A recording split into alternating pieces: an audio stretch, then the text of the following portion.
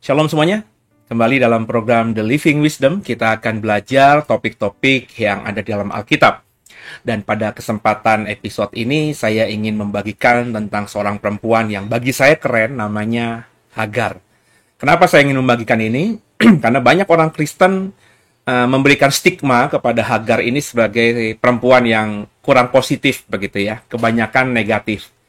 Nah, apakah Alkitab mengatakan demikian? Ya, mari sama-sama kita coba kulik dalam program The Living Wisdom ini. Mari kita siapkan hati kita.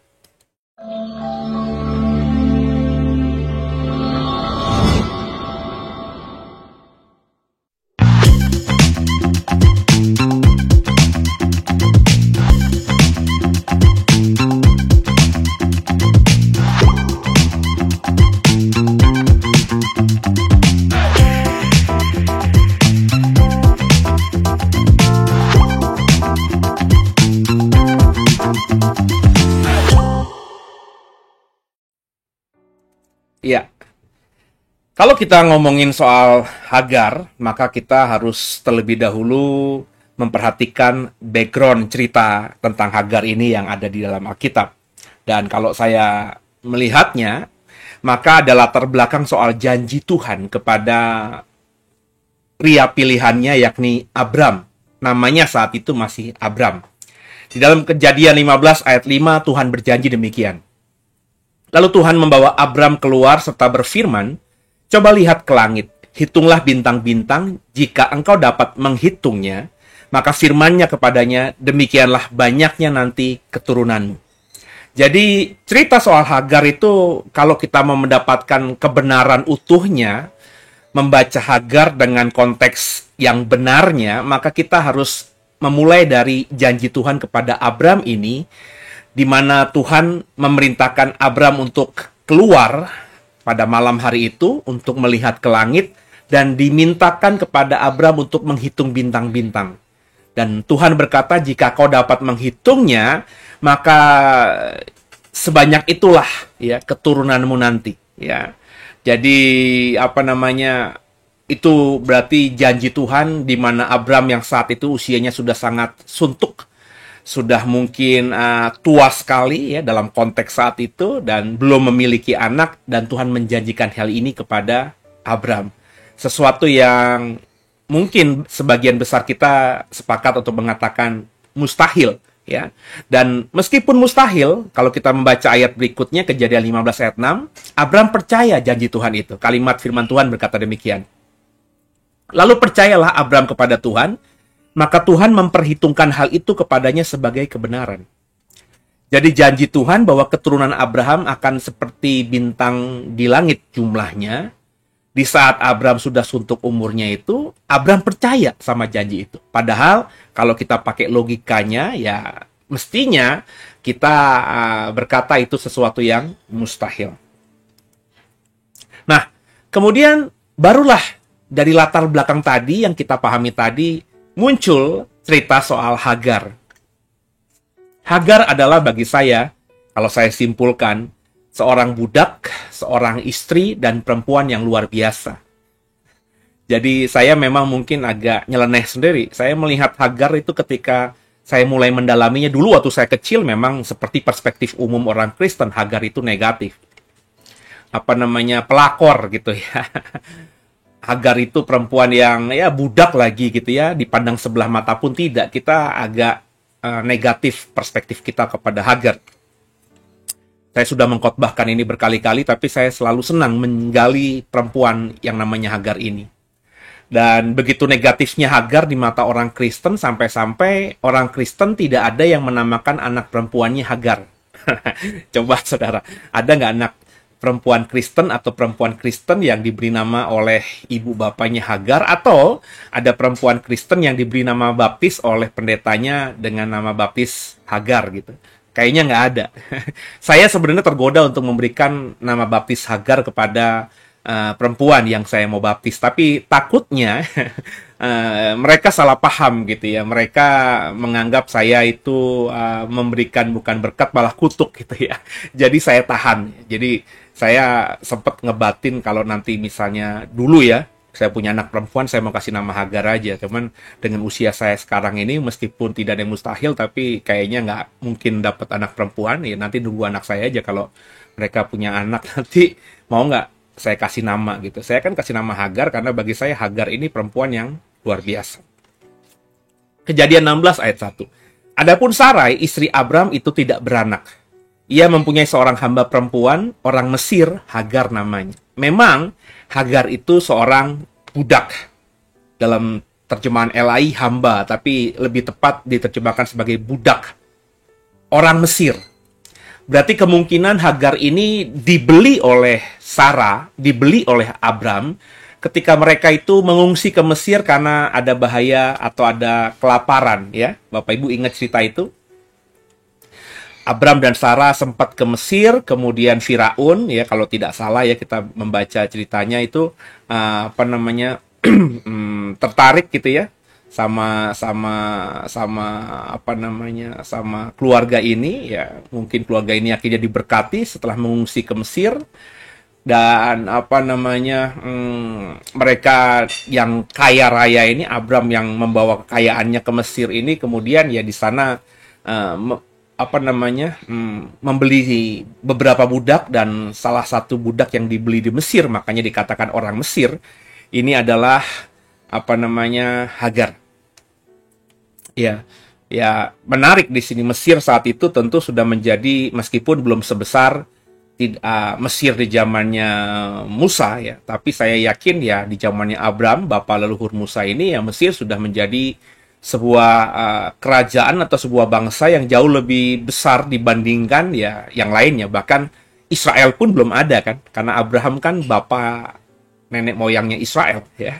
Jadi Israel belum ada, tentu ketika disebutkan Mesir ya, Mesir sudah menjadi sebuah bangsa yang cukup besar saat itu. Dan Abram yang tanda kutip belum berbangsa saat itu, ditanya sukunya apa juga dia bingung menjawabnya ya. Dia membeli budak yang berasal dari bangsa yang jauh lebih besar daripada dirinya. Berarti harganya Hagar ini saya yakin jauh lebih mahal daripada misalnya budak-budak lain. Budak-budak lain itu budak-budak lain dari suku-suku lain yang memang biasa diperjualbelikan sebagai budak begitu ya. Hagar ini spesial karena dia adalah orang Mesir yang secara umum itu merupakan suku yang sudah menjadi bangsa yang nantinya akan menjadi bangsa yang besar di Perjanjian Lama.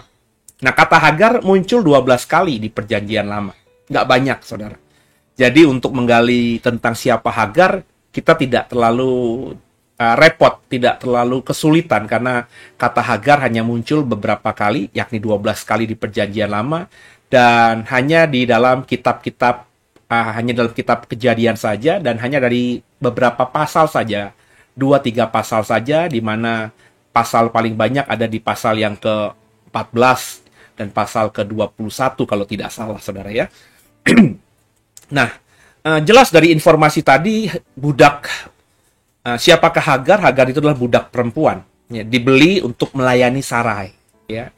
Jadi dibeli oleh suami istri Abram dan Sarai ini di Mesir dengan harga yang mahal, karena dia orang Mesir, Hagar itu orang Mesir, maka saya bilang tadi harganya pasti jauh lebih mahal daripada kalau beli budak dari suku-suku lain, yang memang sukunya itu suku yang sering kita dapati di pasar budak gitu ya. Nah, orang Mesir, bangsa Mesir, tentu logikanya kalau ini bangsa yang besar, ya mungkin ada 1-2 orang Mesir yang dijadikan budak, tapi ya hanya 1-2 saja. Ya, tidak menjadi orang-orang yang umum diperjualbelikan di pasar budak itu. Dengan begitu, tentu ketika Abram berinvestasi membeli Hagar, nah Hagar ini dibeli untuk suatu tugas atau misi tertentu. Sebab kalau tujuannya hanya untuk misalnya ya, membeli budak perempuan untuk bekerja di ladang, untuk bekerja di dapur, untuk bekerja melayani keluarga Abram dan Sarai, tentu logikanya ya Abram akan membeli budak yang tidak terlalu spesial gitu. Ya, budak yang biasa saja, karena budak-budak ini ya ada di belakang layar. Tapi Alkitab mengatakan Hagar ini adalah budak perempuannya Sarai. Berarti dimanapun Sarai ada, ya Hagar ini mendampingi Sarai. Ya, Sarai pergi mandi, ya Hagar ini yang mempersiapkan kebutuhan untuk Sarai ini mandi. Sarai ini mau makan, Hagar ini yang mempersiapkan semuanya. Bahkan ketika Sarai ini berkunjung bersama Abram ke teman-temannya atau menerima tamu, ya Hagar inilah yang dipertontonkan di depan sebagai budaknya Sarai. Sehingga tentu ketika Hagar ini ada bersama dengan Sarai, tentu bisa kita pahami Hagar ini adalah perempuan yang good looking. Saya berani berkata Hagar ini perempuan yang cantik, perempuan yang bagus, ya. Sehingga ketika mendampingi Sarai, ya Sarai ini kredibilitasnya akan naik. Sering saya katakan bahwa budak di zaman dulu tuh seperti properti atau barang-barang yang bisa kita pakai untuk menunjukkan status kita di depan banyak orang. Kayak hari-hari ini, orang kalau mau menunjukkan siapa dia, bagaimana status sosialnya, maka orang ini pasti akan pakai jam yang limited edition yang harganya bisa ratusan juta. Dia mengendarai mobil yang harganya bisa belasan miliar. Dia punya rumah di perumahan yang memang elit, ya. Dia semua yang dipakainya di badannya itu semua adalah barang-barang yang limited edition, yang branded. Nah, budak itu zaman dulu seperti itu.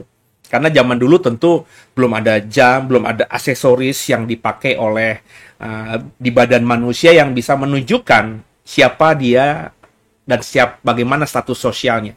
Ya paling-paling hanya gelang emas, anting emas. Ya hanya sebatas itu saja, saudara ya. Ya belum beraneka ragam lah seperti dalam kehidupan kita hari ini. Nah, budak itu salah satunya. Kalau saya laki-laki, maka saya akan punya budak, ya, orang yang saya percayai, kayak misalnya Abram itu punya Eliezer, ya, hambanya dia yang setia mendampingi dia. Itu tentu Eliezer itu juga seorang budaknya Abraham yang yang good looking juga. Sehingga ketika mendampingi Abram, misalnya untuk perjanjian kerjasama bisnis kah, atau bertemu kerabatnya, bertemu rekan bisnisnya, ya dengan punya budak yang good looking, yang tampilannya bagus, laki-laki yang gagah perkasa, yang bersih, tentu orang tahu bahwa ini budak yang dibeli dengan harga yang mahal. Nah, otomatis kredibilitas dan status sosialnya sang tuan juga terangkat kalau punya budak-budak yang memang tampilannya sangat baik ini. Nah, saya membayangkan Hagar itu sedemikian juga. Dibeli untuk melayani secara total tuannya, dalam hal ini Sarai. Bahkan mestinya sebagai budak yang dibeli, Hagar ini ya memberikan hidupnya, ya, nyawanya kepada tuannya ini, yakni Sarai. Nah, sebagai budak dia dibeli untuk menunjukkan status sosial di mata orang-orang sekitar. Ya, itu yang saya jelaskan panjang lebar tadi. Jadi dengan kita membaca di Alkitab bahwa Hagar ini adalah budak dari Mesir, orang Mesir yang dibeli untuk melayani Sarai, maka kita bisa berasumsi Hagar ini perempuan yang muda, yang cantik, yang baik, yang good looking, dan nasibnya saja buruk dia diperjualbelikan menjadi budak. Ya, kita tidak bisa mendapati di Alkitab kenapa Hagar ini menjadi budak. Apakah keluarganya punya hutang sehingga orang tuanya untuk membayar hutang itu menjual anaknya ini sehingga akhirnya diperjualbelikan sebagai budak? Saya nggak tahu, tapi yang pastinya Hagar ini adalah seorang budak, dan ketika dibeli untuk melayani Sarai, maka yang saya jelaskan tadi pasti ada kriteria yang menempatkan Hagar ini di pasar budak itu mungkin menjadi budak yang paling mahal, budak yang paling VVIP begitu, diperebutkan orang karena dengan alasan-alasan tadi. Abram dan Sarah itu bukan orang miskin, orang kaya, sangat kaya. Ya. Bahkan mestinya kalau kita membayangkan cerita soal Lot yang ditangkap sama orang-orang raja-raja yang ada di sekitar Sodom dan Gomora, Abram dengan pasukannya bisa mengalahkan raja-raja itu. Berarti Bapak Ibu, meskipun tidak ada label raja di depan namanya Abram tidak dikenal punya kerajaan, punya bangsa, punya rakyat yang besar begitu, tapi Abram dengan kondisi bisa mengalahkan raja-raja saat itu, tentu bisa kita asumsikan Abram ini ya memang kekuatannya dan kekuasaannya dan juga kekayaannya ya setara dengan raja-raja yang ada zaman itu. Meskipun Abram tidak pernah mengekspresikan, tidak pernah menunjukkan, tidak pernah melabeli dirinya sebagai seorang raja. Dan karena memang Abram tidak punya tanah, dia hanya mengembara. Ya, kalau kita membaca Alkitab demikian. Nah, Kejadian 16 ayat yang ketiga coba kita baca, saudara. Jadi Sarai isi Abram itu mengambil Hagar, hambanya orang Mesir itu, yakni ketika Abram telah 10 tahun tinggal di tanah Kanaan. Lalu memberikannya kepada Abram suaminya untuk menjadi istrinya. Ya. Jadi setelah kembali dari Mesir, terus Abram dan Sarai kembali menetap di tanah Kanaan, kita tahu bahwa 10 tahun dari ayat ini tinggal di Kanaan, Sarai mengambil Hagar ini dan memberikannya kepada Abram untuk dijadikan istri oleh Abram. Ya. Jadi Hagar ini budak perempuan Sarai yang akhirnya Sarai berikan kepada Abram sebagai istrinya. Ya, ini clear. Jadi tidak bisa kita mengatakan Hagar ini pelakor atau mengambil suami orang atau ingin merebut kekayaannya Sarai dengan menggoda Abram, ya. Alkitab dengan jelas, ya, meskipun bisa saja itu terjadi, ya, namanya juga budak kalau ingin naik derajat mungkin akan menggoda tuannya dan lain sebagainya, tapi Alkitab mengatakan Sarai dengan kesadarannya memberikan Hagar kepada Abraham untuk menjadi istrinya. Ya, kenapa demikian, saudara? Alasan Sarai memberikan Hagar kepada Abraham itu ada di Kejadian 16 ayat 2. Ayat-ayatnya saya baca dengan sistematis dari ayat atau pasal yang awal menuju pasal yang lebih tua, saudara, ya. Lebih muda maksud saya. Dari pasal 14 kita sudah buka tadi, pasal 15, sekarang pasal 16. Coba kita baca Kejadian 16 ayat 2. Berkatalah Sarai kepada Abram, engkau tahu Tuhan tidak memberi aku melahirkan anak. Karena itu baiklah hampirit hambaku itu, mungkin oleh dialah aku dapat memperoleh seorang anak. Dan Abram mendengarkan perkataan Sarai itu. Perhatikan baik-baik, saudara, ya. Jadi apa yang Tuhan janjikan kepada Abram, bahwa keturunannya akan seperti bintang di langit banyaknya, apa yang dipercayai Abram terhadap janji Allah itu dalam hidupnya, ternyata Sarai tidak percaya dan menganggap semua itu omong kosong. Ya. Dari ayat-ayat ini jelas bahwa Sarai mengatakan kepada Abram, engkau tahu Tuhan tidak memberi aku melahirkan anak. Ayat yang saya kasih warna merah tadi. Ya. Dan kalimat akhir di Kejadian 16 ayat 2 ini, Abram mendengarkan perkataan Sarai. Jadi Sarai tidak percaya janji Tuhan, dan Abram memilih mendengarkan Sarai daripada terus mempercayai akan janji Tuhan yang sudah dia terimanya sebelumnya. Nah, ini menarik, saudara, bahwa seringkali iman percaya kita itu di kemudian hari bisa kita sangkal sendiri dengan alasan-alasan yang bahkan mungkin tidak kita sadari. Bayangin loh, Abram sudah percaya dan Tuhan memperhitungkan itu sebagai kebenaran, ya, akan janji Tuhan bahwa anakmu meskipun kau sudah suntuk umurmu akan sebanyak bintang di langit. Dia sudah percaya, Abram sudah percaya. Kepercayaan Abram kepada janji Tuhan ini pasti didiskusikan, dibahasakan, diobrolin sama Sarai. Sarai pasti tahu itu juga. Tapi Sarai memilih untuk tidak percaya. Engkau tahu Tuhan tidak memberi aku melahirkan anak. Berarti itu ekspresi bahwa Sarai tidak percaya akan omong kosong yang disampaikan suaminya bahwa Tuhan berjanji akan memberikan mereka anak sebanyak bintang di langit. Dan menariknya, Abram yang sudah percaya, bahkan di ayat yang kita baca tadi sebelumnya, Abram karena percaya kepada janji Tuhan itu, maka semuanya diperhitungkan sebagai kebenaran. Ternyata memilih untuk mempercayai istrinya. Karena melihat kondisi, melihat istrinya, melihat dirinya yang sudah tua, kayaknya nggak mungkin tuh. Tuhan salah janji itu. Dan akhirnya mendengarkan Sarai dengan menerima Hagar menjadi istrinya. Oke. Nah, salah Abram berarti di sini, saudara. Jadi ada kesalahan Abram di sini, ya. Kenapa Abram mendengarkan Sarai? Padahal Abram sudah percaya janji Tuhan. Ini mungkin ya bisa saja karena Abram terlalu mencintai Sarai. Ya, Sarai ini perempuan yang memang dicintai dan perempuan yang cantik. Terbukti ketika sudah tua pun banyak orang yang masih menyukai dan mengagumi kemolekan dan kecantikan Sarai ini. Dan Sarai itu bukan cuma istri yang cantik bagi Abram, tapi kalau kita membaca ayat yang lain, Abram berkata bahwa Sarai itu saudaranya. Satu bapak, lain ibu. Bapak Ibu nanti bisa baca dari cerita-cerita di Kejadian pasal 16 ketika misalnya Sarai itu ingin dinikahi oleh Raja Negeb, saudara ya, yang kita bisa temukan di Alkitab kita. Jadi si Hagar ini itu ketika Abram takut nanti raja akan mengambil dia menjadi istri dan dia dibunuh kalau mereka mengakui suami istri, Abram mengakui bahwa Sarai itu adalah saudaranya. Ya, Abram nggak bohong di situ karena memang kemudian ketika terbongkar semua itu, Abram berkata, memang dia istriku, tapi dia juga saudariku. Satu ayah tapi lain ibu, itu Alkitab katakan. Berarti bisa saja ya Terah bapaknya Abram itu punya beberapa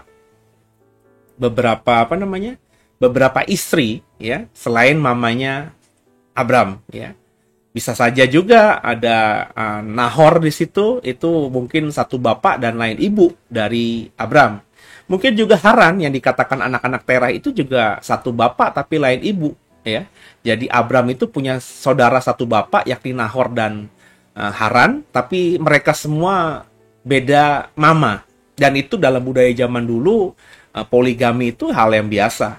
Orang kaya itu memiliki istri atau perempuan lebih dari satu, itu hal yang biasa. Dan bahkan Abram pun itu punya istri bukan cuma Sarai dan Hagar. Bahkan dikatakan kalau kau membaca cerita soal Abram itu punya banyak gundik dan punya anak-anak dari gundik-gundik itu. Cuma tidak disebutkan di dalam Alkitab namanya siapa, ya. Dan mereka ketika Sarai masih hidup, ya, itu budak-budak gundik-gundiknya Abraham itu dan anak-anaknya Abraham dari gundik-gundiknya itu disuruh untuk menjauh dari tempat tinggal Abram karena Ishak di situ mau dijadikan ahli waris tunggal. Jadi mereka diberikan pemberian-pemberian terus disuruh untuk pergi ke wilayah timur ya. Abram yang memerintahkan hal itu ya. Dan akhirnya gundik-gundiknya dan anak-anaknya semuanya ya pergi ya, meninggalkan Abram, Sarai dan Ishak. Sehingga akhirnya mereka bertiga hanya tinggal di situ dan Ishak benar-benar menjadi ahli waris tunggal. Kemudian salah Abram juga mungkin saja bukan semata mencintai Sarai dengan alasan tadi, tapi juga tergoda kedagingan. Seperti saya bilang, Abram itu kan pria normal dan seperti saya bilang tadi, Hagar itu meskipun budak, tapi saya percaya itu budak terbaik. Ya. Sebab untuk membantu karismanya Sarai, nyonyanya ini bisa naik kalau punya budak-budak yang memang good looking tadi. Maka sebagai laki-laki normal, Abram tentu tertarik ya secara seksual kepada Hagar. Apalagi ini Hagar diberikan sama Sarai ya. Meskipun Abram bisa saja mengambilnya karena itu budaknya juga, tapi karena milik Sarai dan Sarai sudah memberikannya, ya tentu itu menjadi sesuatu yang hal biasa yang terjadi dalam dunia zaman itu ya. Jadi Abram bisa saja sebagai laki-laki tergoda dengan kecantikan dan juga kemudaan dari bukan Sarai ya, tapi dari Hagar. Ini salah tipe saya ya. Jadi dari Hagar itu, saudara. Nah, masalah akhirnya timbul ketika Hagar diberikan Sarai kepada Abram, ya. Ketika mereka akhirnya berhubungan suami istri, ya akhirnya Hagar mengandung, ya. Dan Kejadian 16 ayat 4 muncul. Abram menghampiri Hagar lalu mengandunglah perempuan itu. Ketika Hagar tahu bahwa ia mengandung, maka ia memandang rendah akan nyonyanya itu. Ya. Ini kalimat ini memang berkonotasi negatif. Hagar memandang rendah nyonyanya itu. Tapi ya ini bagi saya hal yang manusiawi, hal yang biasa, hal yang normal. Seorang budak tadinya, terus kemudian menjadi istri muda dari tuannya. Dan ketika melihat nyonya yang merupakan istri tua dari tuannya itu belum mengandung, tidak mempunyai anak, mandul. Dan ketika dia akhirnya hamil, tentu dia merasa bahwa, oh, ternyata tuan dan nyonya itu yang mandul adalah nyonyaku, bukan tuanku. Karena ketika aku sebagai istri tuanku, aku mengandung. Nah, karena selama ini kan belum ketahuan, saudara, ya. Abram dan Sarah itu apakah benar atau benar sehat atau mandul, gitu ya. Faktanya mereka sudah tua dan mereka belum punya anak, maka orang-orang di sekitarnya, termasuk budak-budak mereka, mengatakan mungkin dalam hati mereka masing-masing, bahwa tuan dan nyonya mereka itu adalah orang-orang yang mandul. Jadi ketika Hagar akhirnya mengandung, ya itu pasti seluruh budak-budaknya Abraham, seluruh orang-orang yang mengikuti Abram itu, akhirnya tercelikkan matanya bahwa yang mandul itu adalah nyonya mereka, bukan tuan mereka. Dan akhirnya mungkin mereka, budak-budak ini dan orang-orangnya Abram ini, sedikit memuja kepada Hagar. Wah, kamu tuh keren banget loh. Anakmu nanti jadi ahli waris loh. Ya, sebab biar bagaimanapun kan anakmu itu anaknya tuan juga gitu ya. Nah, dengan cerita-cerita, dengan perkataan-perkataan dari orang-orang sekitar, akhirnya Hagar menjadi sedikit pede ya. Terus ekspresi Alkitab mengatakan memandang rendah nyonyanya, itu kan hal yang logis, hal yang biasa, hal yang lumrah, ya. Dan bagi saya, ini adalah sesuatu yang masuk akal. Sehingga kalau menurut saya, Hagar memang salah, tapi tidak bisa dipersalahkan. Karena saya bilang tadi, argumentasi saya manusiawi. Hagar itu akhirnya sedikit merasa pede, dan mungkin ya akhirnya juga seperti orang-orang sekitar, oh ternyata yang mandul nyonyaku. Jadi agak memandang rendah. Tapi saya mengatakan ini hal yang lumrah. Mestinya kalau saya ya menyorotnya Sarai. Ya. Sarai ini yang mestinya berpikir dengan logika yang mantap. Bahwa ketika memberikan budaknya kepada suaminya, maka konsekuensi logisnya budaknya bisa mengandung. Dan kalau budaknya mengandung, budaknya punya anak, secara logis juga, budaknya itu akan di atas angin. Kenapa? Karena nanti anaknya akan menjadi ahli waris. Ya kan? Itu kan hal yang mestinya bisa diperhitungkan oleh si Sarai. Dan Sarai juga ketika berkata kepada Abram, Tuhan izinkan aku tidak punya anak, maka hampirilah budakku ini supaya aku dapat anak darinya. Jadi, mestinya dengan perkataan Sarai itu, Sarai bisa melihat konsekuensi logisnya, apa yang akan dialaminya ketika budaknya ini mengandung benih dari suaminya. Mestinya ya, saudara ya. Namun yang terjadi kan tidak, ya. Akhirnya Hagar melarikan diri. Kenapa? Kejadian 16 ayat 5-6. Lalu berkatalah Sarai kepada Abram, penghinaan yang kuderita ini adalah tanggung jawabmu. Akulah yang memberikan hambaku ke pangkuanmu. Tetapi baru saja ia tahu bahwa ia mengandung, ia memandang rendah aku, Tuhan kiranya akan menjadi hakim antara aku dan engkau. Kata Abram kepada Sarai, hambamu itu di bawah kekuasaanmu. Perbuatlah kepadanya apa yang kau pandang baik. Lalu Sarai menindas Hagar sehingga ia lari meninggalkannya. Ditindas demikian rupa, dianiaya mungkin. Secara verbal, secara fisik mungkin. Karena memang secara status sosial, Hagar itu adalah budak dari Sarai. Dan budak itu memang tidak punya hak apapun atas hidupnya. Jadi hidupnya pun itu adalah milik nyonyanya, milik tuannya. Jadi ketika Hagar ini sadar, dia mulai pede, ya, dia punya anak bayi dalam kandungan yang menjadi anak tuannya, tapi ternyata dia ditindas, dia dianiaya, ya. Dan akhirnya dia tidak kuat, dia lari. Tidak kuat ini mungkin juga karena psikologi ya. Karena mengandung. Kalau dia sendirian tidak mengandung, mungkin dia tidak melakukan hal itu. Sebab budak itu nggak bisa melarikan diri. Budak itu kalau melarikan diri jelas salah. Dan kalau ketangkap dibunuh bisa. Budak itu mau dianiaya kayak apapun oleh tuannya, ya dia tidak punya hak hidup lagi. Hidupnya itu milik tuannya. Mau diperpanjangkah, mau diselesaikan hari itu dia tidak lagi hidup alias dibunuh, dia tidak punya hak asasi manusia apapun. Budak zaman itu seperti properti. Jadi Hagar ini lari, itu saya percaya karena ya dia melihat, loh kenapa tuanku diam saja? Ini kan ada bayinya tuanku. Aku dianiaya. Aku disakiti, verbal, fisik. Ya, biar bagaimanapun ini kan ini anak dari tuanku. Nah, mungkin dia ingin melindungi anak dari tuannya ini, sehingga akhirnya dia lari. Padahal dia tahu budak itu nggak boleh lari. Dan saya percaya kalau Hagar ini tidak hamil, ya, tidak hamil dari anaknya Abraham, maka Hagar ini akan stay meskipun dia dianiaya. Karena dia tahu konsekuensi sebagai seorang budak itu seperti apa. Tapi karena dia punya perasaan bahwa mestinya aku tidak diperlakukan begini, mestinya nyonyaku juga tidak menindas aku, sebab aku yang diberikan kepada Tuhan, ya. Dan juga Tuhan kenapa tidak bela aku, padahal dalam kandunganku ada anaknya Tuhan, ya. Mungkin karena perasaan-perasaan galau seperti itu akhirnya menyebabkan Hagar lari. Dia tidak bisa berpikir normal bahwa budak itu nggak boleh lari. Akhirnya dia lari.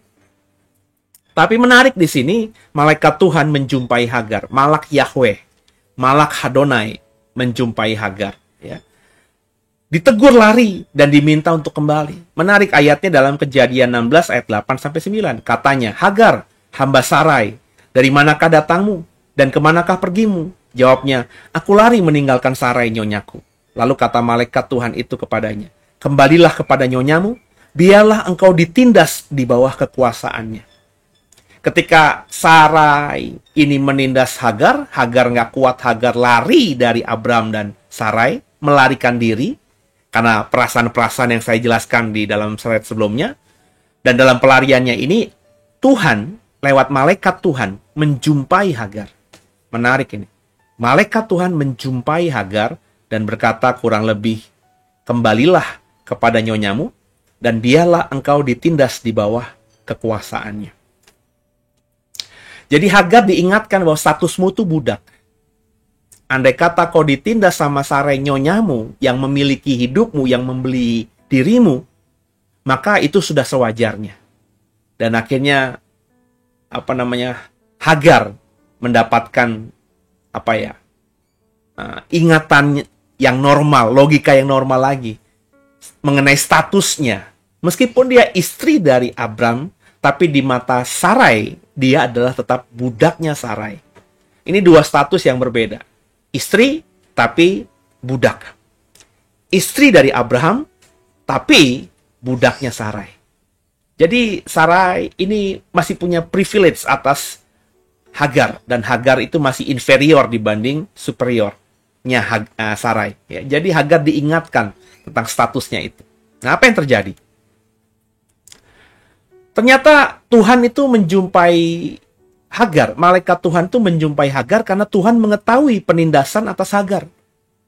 Kalau kita membaca Kejadian 16 ayat 10-11 ayat berikutnya. Lagi kata malaikat Tuhan itu kepadanya, aku akan membuat sangat banyak keturunanmu, sehingga tidak dapat dihitung karena banyaknya. Selanjutnya kata malaikat itu kepadanya, engkau akan mengandung dan akan melahirkan seorang anak laki-laki dan akan menamai Ismail, sebab Tuhan telah mendengarkan tentang penindasan atasmu itu. Meskipun statusnya budak, tapi ternyata Tuhan tidak melupakan Hagar. Tuhan melihat dan mengetahui penindasan yang diterima Hagar dari Sarai istrinya. Dan Tuhan berkata kepada Hagar di slide sebelumnya, kamu kembali. Biarkanlah nyonyamu itu menindasmu. Ya. Dan percayalah, aku melihat itu. Aku menjumpaimu karena aku tahu apa yang kau rasakan. Dan dengarkan. Di sini dikatakan, di ayat ini dikatakan, Hagar menerima berkat Tuhan. Apa itu? Aku akan membuat sangat banyak keturunanmu. Bapak Ibu harus paham, ini kalau diucapkan kepada perempuan normal, perempuan merdeka, istri dari orang kaya, istri dari orang biasa, bukan seorang budak, maka ya ini ya normal. Seperti misalnya ketika Abram itu masih muda dan Tuhan berjanji, lihat, aku akan membuat keturunanmu seperti bintang di langit, itu hal yang normal. Menjadi nggak normal ketika janji Tuhan kepada Abram itu diterima Abram di saat usianya sudah tua, benar nggak? Nah sama, budak juga. Budak itu, untuk menikah itu sesuatu yang sangat susah, saudara. Kenapa? Budak itu nggak punya hak atas dirinya, apalagi budak perempuan. Budak perempuan itu milik nyonyanya dan juga milik tuannya. Ya, jadi budak perempuan itu pasti tidak pernah berpikir untuk menikah atau memiliki keturunan, dan kalau memiliki keturunan itu menjadi sesuatu yang nggak masuk akal ketika dia berani berimajinasi keturunannya itu akan berkembang atau bermultiplikasi menjadi bangsa yang besar. Wong dirinya budak. Mana mungkin keturunanku akan besar dan akan menjadi penguasa. Itu sesuatu yang nggak berani dimimpikan oleh seorang budak perempuan. Nah, Hagar ketika tahu Tuhan datang kepadanya, dan Tuhan berkata, aku tahu kok penindasan yang kau rasakan itu. Kembalilah pulang ke nyonyamu, biarlah dia menindas engkau, dan dengarkan aku. Aku akan membuat dirimu memiliki keturunan yang sangat banyak. Ini sesuatu yang luar biasa. Dan saya yakin Hagar menjadi terhiburkan dengan janji ini. Sesuatu yang tidak mungkin diterima oleh budak-budak. Budak-budak perempuan gak berani bermimpi punya keturunan yang besar nantinya. Tapi Hagar menerima janji langsung dari Tuhan. Respon Hagar apa? Kalau kita membaca Kejadian 16 ayat 13, Hagar memanggil Tuhan dengan El Roi. Demikian firman Tuhan. Kemudian Hagar menamakan Tuhan, menamakan Adonai, yang telah berfirman kepadanya itu dengan sebutan, engkaulah El Roi. Sebab katanya, bukankah di sini kulihat dia yang telah melihat aku. El Roi, berarti Tuhan tuh melihat. Ya. Dan aku melihat juga. Ya. Tuhan. Jadi ini adalah ucapan syukurnya Hagar karena dia bertemu muka dengan Tuhan. Dan Tuhan memberikan perintah kepadanya untuk kembali ke rumahnya Sarai agar kau ditindas. Tapi juga tidak begitu saja menyuruh Hagar kembali untuk ditindas. Tapi Tuhan berkata, aku tuh melihat kok apa yang kau alami. Dan aku berjanji padamu akan membuat keturunanmu sangat banyak. Jadi Tuhan ketika memberikan perintah, Tuhan selalu menyertainya dengan janji. Jadi responnya Hagar yang pertama, kalau kita membaca ayat-ayat tadi, Hagar memanggil Tuhan dengan El Roi. Tadinya sebagai budak, dia tahu siapa Tuhan dari tuan dan nyonyanya. Siapa dewa-dewi yang disembah oleh tuan dan nyonyanya. Dia mungkin pernah mendengar Abram berkata kepada Sarai tentang Adonai. Mereka mungkin pernah bicara. Dan Hagar karena orangnya, karena budaknya, Sarai mungkin pernah mendengar langsung juga. Karena dia mungkin sedang duduk bersimpuh di bawah kakinya Sarai. Ketika Sarai sedang ngobrol-ngobrol sama suaminya ini. Dia tahu bahwa suaminya yang adalah tuannya. Nyonyanya yang merupakan istri tua tuannya. Itu punya Tuhan yang namanya Adonai. Sarai dan Abraham punya Tuhan. Hagar, kalau kita melihat Hagar orang Mesir, dia tentu punya dewa-dewi. Yang menariknya, di dalam kesempatan ketika Hagar melarikan diri, Hagar berjumpa juga dengan Tuhan. Dan dia secara khusus memanggil Tuhan. Suaminya, tuannya dengan panggilan El Roi. Mengalami perjumpaan pribadi dengan Tuhan, kemudian merespon secara pribadi juga. Yang berikutnya, akhirnya Hagar kembali. Kejadian 16 ayat 15. Lalu Hagar melahirkan seorang anak laki-laki bagi Abram, dan Abram menamai anak yang dilahirkan Hagar itu Ismail. Berarti yang memberikan nama siapa? Suaminya Abram. Berarti artinya Hagar ketika habis mendengarkan atau dijumpai malaikat Tuhan, dan ketika diberi perintah untuk kembali dianiaya sama Sarai, Hagar kembali nggak? Kembali. Karena faktanya yang memberi nama anaknya Ismail bukan dirinya, tapi suaminya. Berarti Hagar kembali ke tenda, kembali ke rumahnya tuan dan suaminya, kembali ke rumahnya nyonya dan istri tua suaminya. Kemudian di sana Hagar melahirkan. Kejadian 16 ayat 16. Abram berumur 86 tahun ketika Hagar melahirkan Ismail baginya. Jadi Hagar melahirkan Ismail itu, yang memberi nama Abraham. Ya. Dan Abram ketika punya anak dari Hagar ini, usianya 86 tahun. Sesuatu yang sekarang ini sudah tua dan nggak mungkin kayaknya. Tapi zaman dulu ya tidak bisa dibilang juga tua. Ya. Karena ya kita bisa tahu bahwa orang-orang zaman dulu, meskipun di zamannya Nuh manusia umur 120 tahun saja katanya, tapi masih banyak manusia-manusia yang umurnya di atas 100 tahun. Jadi kalau masih banyak manusia-manusia di umur 100 tahun, ya ada nggak kira-kira laki-laki yang punya anak di usia 90-an dan 100 tahun? Ada, meskipun mungkin jarang. Tapi karena manusia zaman dulu umurnya masih ratusan tahun ya. Jadi artinya ya usia Abram yang 86 tahun ketika punya anak Ismail ini tidak bisa dibilang kita sangat suntuk. Kalau ukurannya kita 2022 sudah suntuk banget, sudah kakek-kakek. Tapi zaman dulu ya tentu tidak seperti itu ya. Nah, peristiwa lahirnya Ismail ini salah siapa? Kalau kita mau melihat ya salahnya Sarai. Ya, dia tidak percaya Tuhan. Makanya dia meminta agar Abram menerima Hagar menjadi istrinya. Kan yang menyodorkan Hagar adalah Sarai. Dia tidak percaya. Andai saja Sarai percaya janji Tuhan kepada suaminya, Abram dalam hal ini, bahwa Abram pernah bersaksi bahwa Tuhan pernah melihat mengajak dia keluar dan suruh menghitung bintang-bintang, dan Tuhan berkata, anakmu sebanyak bintang. Andai kata Sarai percaya itu juga, maka semua cerita yang barusan kita bahas ini nggak akan pernah ada. Dan besar kemungkinan kedua, salahnya Sarai itu apa? Hatinya jahat. Kata memandang rendah itu bisa saja bukannya si Hagar yang memandang rendah, meskipun saya sudah tafsirkan tadi, secara logika, mungkin saja secara natural gitu. Ya. Hagar sedikit menganggap rendah si nyonyanya karena terbukti, dan ini bukan perasaan Hagar dan intuisi Hagar saja, tapi pasti di kemah itu ketika Hagar mengandung itu heboh. Karena mereka-mereka yang merupakan budak-budak Abraham, orang-orangnya Abraham ini, mereka berkata bahwa dalam hati mereka, oh tuan dan nyonya ini mandul. Tapi ketika Hagar itu mengandung dan mereka tahu Hagar itu adalah istrinya Abraham yang diberikan Sarai kepada Abraham menjadi istrinya, berarti kan Abraham tidak mengandung. Abraham tidak mandul. Yang mandul siapa? Sarai. Nah, pasti omongan-omongan Sarai itu mandul, nyonya itu mandul, terus itu didengarkan. Dan ketika terdengar sama Hagar, Hagar jadi agak pede. Dan ketika terdengar sama telinganya Sarai, Sarai jadi sakit hati. Makanya dia akhirnya marah ketika mungkin hal yang biasa, lirikannya Hagar biasa, tapi dia karena memang dia sudah terluka, dia melihat lirikan Hagar yang biasa itu seperti lirikan cemoohan.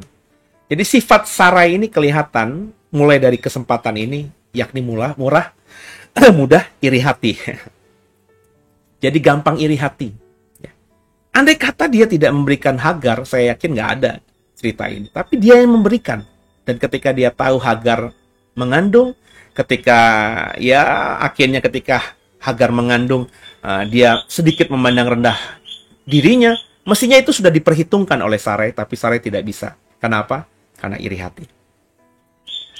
Nah, kemudian apa yang terjadi? Ada ulahnya si Sarah lagi nih. Kejadian 21, sekarang sudah kejadian 21. Ayat 9 sampai 10. Jadi waktu sudah berjalan cukup jauh ya. Sudah belasan tahun dari peristiwa yang kita baca tadi. Pada waktu itu Sarah melihat bahwa anak yang dilahirkan Hagar, jadi bukan Sarai lagi tapi sudah diberikan nama Sarah ya. Pada waktu itu Sarah melihat bahwa anak yang dilahirkan Hagar, perempuan Mesir itu, bagi Abraham sedang main dengan Ishak, anaknya sendiri. Berkatalah Sarah kepada Abraham, usirlah hamba perempuan itu beserta anaknya, sebab anak hamba ini tidak akan menjadi ahli waris bersama-sama dengan anakku Ishak. Hagar diusir lagi. Ini menarik, saudara. Tidak dikatakan Ishak sedang Ismail sedang membuli Ishak, Ishak sedang dipermainkan sama Ismail, tidak. Cuma dikatakan anaknya Hagar, perempuan Mesir itu, sedang main dengan Ishak. Sedang main. Berarti mereka ya mungkin main kayak normalnya kakak dan adik, atau normalnya anak-anak yang sedang bermain. Tapi saya bilang tadi, saya sangat percaya Sarah itu punya sifat iri hati. Ya. Sehingga akhirnya dia bilang sama suaminya, aku nggak mau itu anak dari budak itu, sebab dia bukan ahli waris. Ahli warisnya hanyalah Ishak. Kok ujuk-ujuk bisa ngomongin ahli waris gitu ketika melihat misalnya si Ismail lagi main sama anaknya Ishak? Berarti kan memang sudah ada pikiran yang jahat, pikiran yang kotor gitu ya, sehingga akhirnya terbuahilah ya sesuatu yang sebenarnya agak sulit untuk bisa kita pahami. Anaknya lagi main terus berpikiran soal ahli waris. Ya mungkin saja sih ya Ismail itu ketika main namanya ada selisih belasan tahun dengan si Ishak ya. Ishak masih batita di bawah 3 tahun, Ismail mungkin sudah 17 tahun gitu ya. Jadi ya Ismail itu bermain ya karena dia lebih besar ya, dia mungkin sedikit gimana begitu dengan adiknya ini ya. Itu yang tidak disukai oleh Sarah, sehingga akhirnya Sarah meminta Abram untuk mengusir baik Hagar maupun Ismail. Perhatikan kalimatnya, Kejadian 21 ayat 11. Hal ini sangat menyebalkan Abraham oleh karena anaknya. Jadi sikap Abraham ketika mendengarkan Sarah ngomong begitu, Abraham jadi sebal. Karena biar bagaimanapun biar bagaimanapun Ismail itu adalah anaknya. Ya, anaknya juga. Ya, cinta bapak itu ya ada. Abraham itu tidak, kita katakan tidak mencintai Ismail, mencintai Ismail, ya. Kemudian juga sikap Abraham apa? Abraham menerima janji Tuhan untuk Ismail ketika dia sebel sama si Sarah karena dia harus disuruh ngusir anaknya Ismail. Tuhan datang. Kalau ini ayatnya tidak kita munculkan, tapi Tuhan datang kepada Abraham, ya. Dan Abraham menerima janji Tuhan untuk Ismail. Kejadian 21 ayat 13. Tapi keturunan dari hambamu itu juga akan kubuat menjadi suatu bangsa karena ia pun anakmu. Jadi ketika Sarah terus nyerocos gitu ya, Tuhan bilang kepada Abraham, dengarkan istrimu karena memang yang menjadi ahli warismu hanya Ishak, bukan Ismail. Ishak itulah anak yang kujanjikan padamu. Jadi meskipun sikapnya Sarah itu tidak benar, kurang bijak, nggak baik, tapi itu dibenarkan oleh Tuhan. Kenapa? Karena memang yang menjadi ahli warisnya hanya harus Ishak. Tapi meskipun demikian, Tuhan berkata kepada Abraham, jangan khawatir.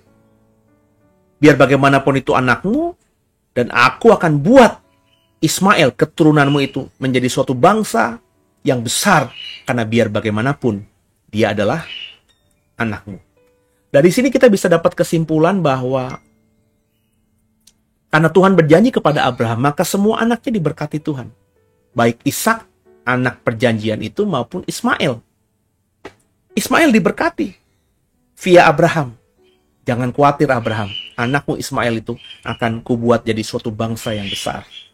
Kepada ibunya dulu, ketika dia melarikan diri, ketika ditindas oleh Sarai, ketika dia mengandung, ibunya disuruh kembali. Kembalilah, biarlah Sarai, nyonyamu menindas kau. Tapi percayalah, aku akan membuat anakmu sangat banyak, keturunanmu sangat banyak sampai kau tidak bisa menghitungnya. Jadi kembali Tuhan berjanji kepada Abraham, tapi bukan menuju kepada Ishak, tapi kepada Ismail. Jadi Ismail itu orang yang memang dijanjikan Tuhan. Diberkati Tuhan juga kalau kita melihat itu sebagai berkat Tuhan. Tapi biar bagaimanapun menarik kisahnya, Abraham akhirnya mengusir Hagar dan si Ismail. Kejadian 21 ayat 14. Keesokan harinya pagi-pagi Abraham mengambil roti serta sekirbat air dan memberikannya kepada Hagar. Ia meletakkan itu beserta anaknya di atas bahu Hagar, kemudian disuruhnyalah perempuan itu pergi. Maka pergilah Hagar dan mengembara di padang gurun Beersheba. Hagar diusir kembali. Kalau kemarin dia melarikan diri, sekarang benar-benar diusir. Kalau kemarin dengan sengaja dia melarikan diri dari rumahnya Abraham, tapi sekarang diusir dari rumahnya Abraham. Dan menariknya cerita ini, pedis. Pedes. Karena apa? Karena Hagar ketika diusir hanya dibekali 1 roti dan sekirbat air. Kenapa saya berani berkata 1 roti? Karena bentuknya dalam struktur katanya itu adalah singular. Jadi rotinya memang cuma 1 roti. Dan juga sekirbat itu adalah kantong kulit gitu ya. 1 kantong kulit air. Jadi tidak banyak itu. Dan saat itu Abraham tinggal di wilayah yang padang gurun. Jadi mengusir Hagar dengan Ismail yang masih belasan tahun itu berarti mengusir mereka untuk masuk ke dalam padang gurun. Padang gurun itu benar-benar tempat di mana tidak bertuan. Nggak ada orang yang tinggal di situ. Mungkin dalam otaknya Hagar ketika diusir oleh Abraham, dia ingin kembali ke Mesir.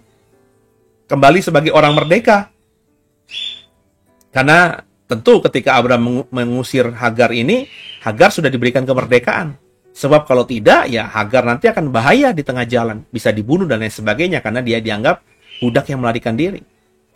Berarti sudah diberikan kebebasan. Nah, tujuannya Hagar kemana? Pasti ke Mesir. Nah, dari tanah perjanjian ke Mesir harus lewati padang gurun. Ini artinya menjemput maut gitu ya. Dibekali hanya satu roti dan sekirbat air. Ini ya tinggal tunggu waktu aja. Nah, akhirnya benar, bekal habis.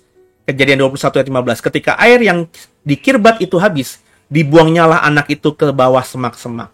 Ya, air sekirbat sekantong kulit itu seberapa banyak sih? Nggak mungkin seliter lah, saudara. Ya, itu dipakai untuk minum, ya baru jalan beberapa jam saja, air sudah habis. Apalagi kalau diusirnya pas, panas terik, saudara. Akhirnya Ismail dibuang di bawah semak-semak.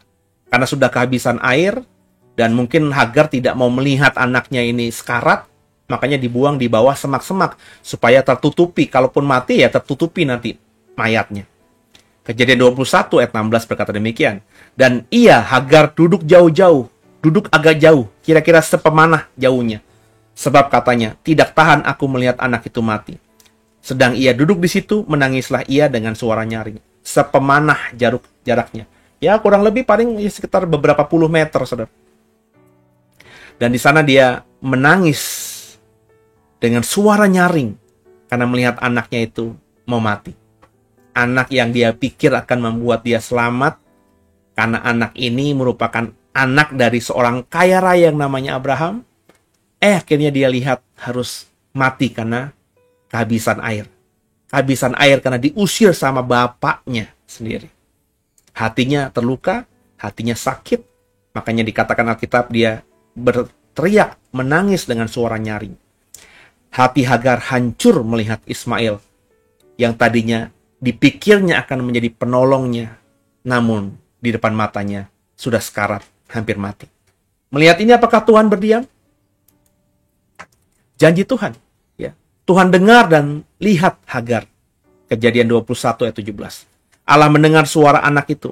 Lalu malaikat Allah berseru dari langit kepada Hagar, kepadanya, apakah yang engkau susahkan, Hagar? Janganlah takut, sebab Allah telah mendengar suara anak itu dari tempat ia terbaring. Nah, si Ismail tentu tidak bisa berteriak kencang seperti Hagar. Orang dia udah sekarat, ditaruh di bawah semak-semak. Dia mungkin merintih, tapi rintihannya didengar oleh Tuhan. Itu kata malaikat Tuhan yang datang kembali menghampiri Hagar. Jadi dalam perjalanan hidupnya, di dalam Alkitab paling tidak, Hagar dijumpai malaikat Tuhan 2 kali, saudara. Sesaat ketika dia melarikan diri karena ditindas sama ditindas sama Sarai ketika dia mengandung. Dan yang kedua ketika dia diusir ke padang gurun oleh suaminya atas provokasi Sarai nyonyanya. Dan ketika dia melihat anaknya itu hampir mati, malaikat Tuhan kembali datang. Kemudian janji diulangi lagi. Kejadian 21 ayat 18. Bangunlah, angkatlah anak itu dan bimbinglah dia, sebab aku akan membuat dia menjadi bangsa yang besar. Janji yang pernah diucapkan Tuhan dulu, bahwa anakmu akan kau akan punya keturunan yang banyak. Dan juga janji kepada Abraham bahwa anakmu nanti dari budakmu itu akan menjadi bangsa yang besar. Itu kembali diulangi Tuhan kepada Hagar secara langsung. Dan akhirnya apa? Ketika Tuhan menghibur Hagar dengan janji indah itu, Kejadian 16 ayat 19, lalu Allah membuka mata Hagar sehingga ia melihat sebuah sumur. Ia pergi mengisi kirbatnya dengan air, kemudian diberinya anak itu minum. Ternyata dari tempatnya Hagar dan dari tempatnya Ismail ditaruh di bawah semak-semak, itu ada sumur, saudara. Hagar tidak melihat sebelumnya. Ini juga menarik, kenapa Hagar tidak melihat sebelumnya. Saya yakin Hagar tidak harus berjalan seperjalanan hari jauhnya. Nggak perlu, saya nggak ngebayangin dia berjalan beberapa jam. Saya yakin sumur itu ya ada, terlihat di sekitar dia duduk, yang sepemanah jauhnya dari Ismail yang ditaruh di bawah semak-semak tadi. Pertanyaannya, apakah ini mujizat tiba-tiba ada sumur? Kalau saya, ya meskipun kalau ngomongin bagi Tuhan apa sih yang nggak mustahil gitu ya. Tapi kalau bagi saya ya sumur itu memang ada di situ. Ya. Tapi Hagar tidak melihatnya. Kenapa? Hagar fokus sama masalah dia. Dia sedih karena anaknya Ismail itu mau mati. Mungkin dia duduk jauh dari tempat Ismail ditaruh di semak-semak itu, tapi matanya tertuju pada semak-semak itu terus. Sambil dia menangis dengan keras. Air mata menutup matanya. Pas matanya bisa melihat, dia hanya memandang semak-semak belukar di mana dia menaruh anaknya di bawahnya semak-semak itu. Fokusnya hanya semak-semak, fokusnya hanya Ismail, fokusnya pada kesedihan, sehingga dia tidak bisa melihat bahwa di sekitarnya, nggak jauh dari tempat dia duduk saat itu, ada sumur. Makanya kalau orang berduka cita berkelanjutan, orang itu tidak bisa melihat bahwa sebenarnya Tuhan sudah siapkan berkat di balik duka cita itu. Orang bijak mengatakan, firman Tuhan mengatakan, sehabis hujan selalu ada pelangi, ada berkat. Sehabis hujan ada matahari, sehabis mendung. Orang bijak mengatakan demikian. Tapi banyak kali kita kalau berduka cita itu terlalu lebay, kepanjangan. Iya, saya tahu perasaanmu sedang duka cita. Saya tahu kau sedang susah. Tapi jangan fokus sama itu. Kalau kita fokus pada duka cita kita, pada susah kita, pada masalah kita, maka kita tidak akan bisa melihat, saudara, apa yang Tuhan sedang siapkan buat kita. Kita tidak bisa melihat akan itu. Semua itu tertutup dengan masalah yang kita pikirkan, yang akhirnya mata kita pun tidak bisa melihat. Nah, nasib akhir Hagar bagaimana? Dikatakan Hagar menetap di padang gurun Paran. Maka tinggallah ia di padang gurun Paran, dan ibunya mengambil seorang istri baginya dari tanah Mesir. Jadi ini bicara soal si Ismail, saudara. Ismail dan ibunya Hagar akhirnya tinggal di padang gurun Paran, dan ibunya mengambil seorang istri bagi Ismail dari tanah Mesir. Ketika akhirnya mereka selamat, mereka bisa menata hidupnya karena terima janji Tuhan juga. Hagar ketika melihat Ismail sudah besar, Hagar mengambil istri bagi Ismail dari tanah Mesir. Berarti dia ke Mesir mengambil istri bagi Ismail dan kembali lagi ke tempat di padang gurun Paran itu, tempat mereka tinggal saat itu. Nah, saudara, kemudian kita ketemu ayat Kejadian 25 ayat 1 sampai 2. Abraham mengambil pula seorang istri namanya Ketura. Perempuan itu melahirkan baginya Zimran, Yoksan, Medan, Midian, Isbak, dan Suah. Ya. Dikatakan setelah cerita Hagar dan Ismail di pasal 21 ini selesai, di pasal 25 ada cerita Abraham mengambil istri namanya Ketura. Nah, Bapak Ibu, Ketura ini seolah-olah berbeda dengan Hagar. Tapi kalau kita melihat tafsiran orang Yahudi, maka Ketura itu adalah nama lain dari Hagar. Orang Yahudi, rabi-rabi Yahudi, orang Yahudi itu mempercayai Hagar dan Ketura adalah orang yang sama. Ketura adalah nama lain dari Hagar. Itulah pemahaman orang Yahudi. Jadi kalau ini benar, saudara, maka ketika Sarah mati, Abraham rujuk dan mengambil kembali Hagar menjadi istrinya. Akhirnya Hagar yang dulu dibuang, diusir sama Abraham. Ketika Abraham itu melihat dan menyaksikan Sarah istrinya mati, Abraham mengambil lagi itu Hagar yang tinggal di padang Aram itu untuk kembali pulang ke rumahnya. Dan dari pernikahannya kembali dengan Hagar ini yang Alkitab sebut dengan Ketura, maka lahirlah anak-anak lain dari pernikahan mereka. Jadi Hagar dan Abraham bukan cuma punya anak Ismail, tapi mereka punya anak Zimran, anak Yoksan, Medan, Midian, Isbak, dan Suah. Ada banyak anak-anaknya Hagar dari Abraham.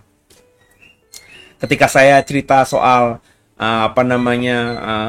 bagaimana Yusuf itu mau dijual, ya, saya pernah berkata bahwa orang-orang atau abang-abangnya Yusuf ini berkata, marilah kita jual Yusuf itu kepada orang Mesir. Ya. Kemudian ketika ayat-ayat yang bicara soal pedagang-pedagang Mesir itu datang, ada yang mengatakan di ayat itu, kemudian Yusuf dijual kepada orang-orang Ismail. Ada ayat kemudian berkata, kemudian Yusuf dibeli oleh orang Midian. Jadi ada sedikit di Alkitab itu campur aduk antara Midian dan Ismail. Padahal kita tahu di ayat ini Midian itu anaknya Ketura, Ismail itu anaknya Hagar. Ya, dari banyak ayat-ayat yang sepertinya berbenturan ini, akhirnya ya penafsiran orang Yahudi adalah Hagar itu Ketura, Ketura itu adalah Hagar. Dan saya cukup mempercayai ini. Karena bagi saya, kalau sesuatu itu bisa dimasukkan dalam akal, dan apalagi orang-orang Yahudi yang memang Alkitabnya adalah perjanjian lama, menafsirkannya demikian, ya saya mengikuti. Dan tidak ada juga penjelasan yang mendetil tentang Hagar dan Ketura di perjanjian baru. Makanya saya mengikuti saja ya apa yang dipahami oleh orang Yahudi ini. Dan bagi saya itu lebih masuk akal. Jadi Abram rupanya mencintai juga si Hagar ini. Memori dia masih ada tentang Hagar. Sehingga ketika dia sudah sendirian, Sarah istrinya mati, maka dia mencari informasi di mana Hagar itu tinggal. Dan Hagar dibawa kembali pulang. Dan Hagar pasti kembali. Kenapa? Meskipun dia mungkin sudah diberikan kemerdekaan oleh Abraham sebagai budak, tapi tentu ya Hagar tahu bahwa dia punya anak Ismail yang merupakan benih dari Abraham. Jadi kembali kepada Abraham, itu saya percaya akan sedikit membuat hidupnya jauh lebih baik. Ismail akan lebih kenal bapaknya lagi. Ismail yang sudah punya istri dan punya anak juga kenal leluhurnya, yakni Abraham. Dan dia juga akhirnya tinggal bersama dengan laki-laki yang memang pernah mengisi hatinya. Yang saya mau katakan, saudara, dalam apa yang saya bagikan selama 1 jam ini tentang Hagar. Begitulah kerja Tuhan. Bahwa Tuhan itu selalu punya cerita yang baik untuk setiap kita. Maka rancangannya bukan kecelakaan tapi damai sejahtera. Hagar, seorang budak yang dianiaya, yang disuruh menikah dengan Abram yang sudah tua, dia nggak punya pilihan, dia taat saja sama nyonyanya, tapi malah ditindas. Kemudian ketika dia punya anak, anaknya itu disia-siakan, dia diusir, hanya dibekali roti 1 dan juga sekeribat air, tanda kutip seolah-olah mau dibunuh sama suaminya sendiri, ya, sama papa dari anaknya, tapi Tuhan pelihara. Lihat, perhatikan baik-baik. Kalau Bapak Ibu sepakat dengan tafsiran saya tadi, akhirnya Tuhan berikan rencana yang indah buat Hagar. Memang tetap hak warisnya Abram turun kepada Ishak. Itu nggak bisa diganggu-gugat. Alkitab yang mengatakan demikian. Tapi biar bagaimanapun, akhirnya Hagar di masa tuanya, dengan anak-anak dari Abraham, dia hidup diberkati. Ismail diberkati.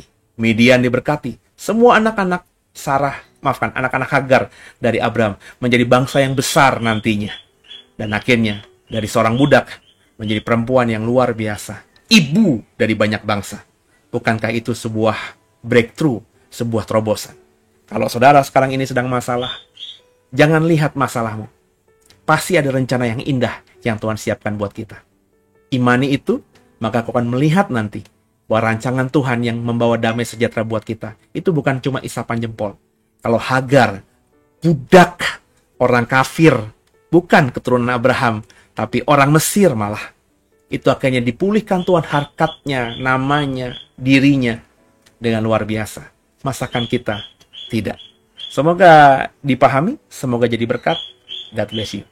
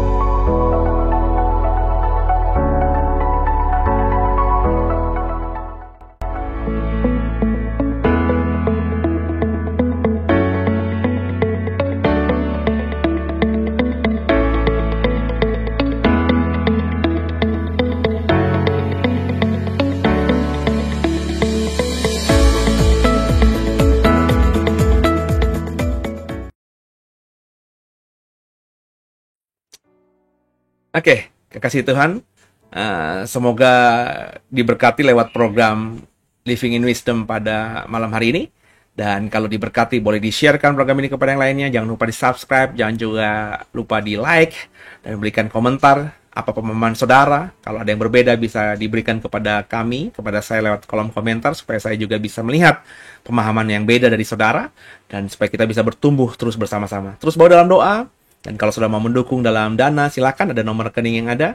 Semuanya akan dipakai untuk mengembangkan pelayanan digital kita ini. Tuhan Yesus memberkati semuanya. God bless you all.